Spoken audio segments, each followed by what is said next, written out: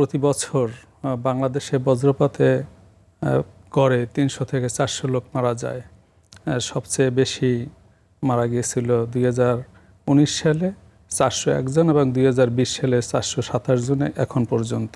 সুতরাং প্রতি বছরই এই মৃত্যুর মিছিল আমরা দেখতে পাই। বাংলাদেশ আবহাওয়া অধিদপ্তর এখন 2 থেকে 4 ঘন্টা আগে এইসব বজ্রপাতের আগাম সতর্কবার্তা দিয়ে থাকে এবং লাইটনিং অ্যালার্ট মেসেজও দিয়ে থাকে। কিন্তু একটা বিষয় আমরা পর্যবেক্ষণ করেছি যে আগাম সতর্কবার্তা দেওয়ার পরও আমরা এই মৃত্যুর হারকে কমাতে পারিনি। কারণ আমরা মনে করি যে এই শর্ট সময়ে আমরা যে বজ্রপাতের আগাম সতর্কবার্তা দিয়ে যাচ্ছি সেটা আসলে একদম কমিউনিটি লেভেলে অথবা বজ্রপাত প্রবণ এরিয়ায় সেই লোকজন সঠিকভাবে পায় কিনা এই একটা বিষয়। আর একটা হলো এই বজ্রপাত আর্লি অ্যালার্টিং সিস্টেম পাওয়ার পর তারা কি করবে, তারা কি সচেতন, তারা কি জানে যে আমাদের করণীয় কি। এই সব বিষয় এখনও আমি মনে করি যে সহস্র যোজন মাইল দূরত্ব রয়েছে। তবে আমরা মনে করি যে সারা পৃথিবীর গবেষণায় এটা স্পষ্ট যে 1 ডিগ্রি সেলসিয়াস তাপমাত্রা বৃদ্ধি পেলে সিভিয়ার ওয়েদার সিস্টেম বা চরম ভাবাপন্ন ওয়েদার সিস্টেম প্রায় 10 গুণ বৃদ্ধি পায়। একটি গবেষণায় এসেছে এবং বিশ্ব আবহাওয়া সংস্থা সেটা নিশ্চিত করেছে এবং অন্য অন্য গবেষণা প্রতিষ্ঠানও সেটা বলেছে।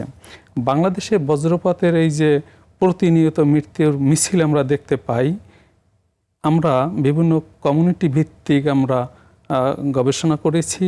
আমাদের বাংলাদেশ আবহাওয়া অধিদপ্তর বিভিন্ন গবেষণা প্রতিষ্ঠান, এনজিও, আইএনজিও সকল প্রতিষ্ঠানের সাথে আমরা দেখেছি যে বজ্রপাত প্রবণ এরিয়া বাংলাদেশের সবচেয়ে সিলেটের সুনামগঞ্জের জামালগঞ্জ উপজেলা এবং সেখানে গড়ে প্রতি বছরে ভাইসালা এক্স ওয়েদারের তথ্য অনুযায়ী প্রায় বছরে 86 থেকে 96টি প্রতি কিলোমিটারে বজ্রপাত হয়ে থাকে। তাহলে ভাবুন, প্রতি কিলোমিটারে বছরে যদি এটা হয় তাহলে তার এরিয়া দ্বারা যদি আমরা গুণ করি এই বজ্রপাতের সংখ্যা কিন্তু অনেক বেশি এবং প্রতি বছর মারা যাচ্ছে।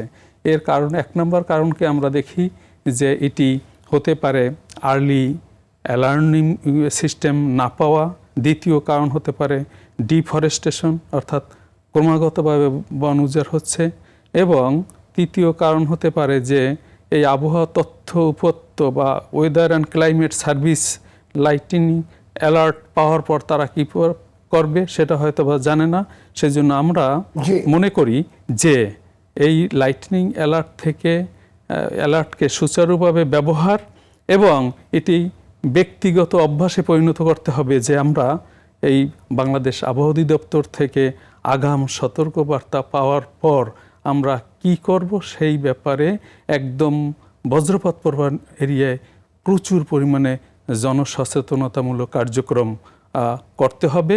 দরকার রাষ্ট্রীয় পৃষ্ঠপোষকতা, ব্যক্তির পৃষ্ঠপোষকতা এবং সামাজিক আন্দোলন এবং কমিউনিটি লেভেল এনগেজমেন্ট। পরবর্তীতে আমি আবার আসবো।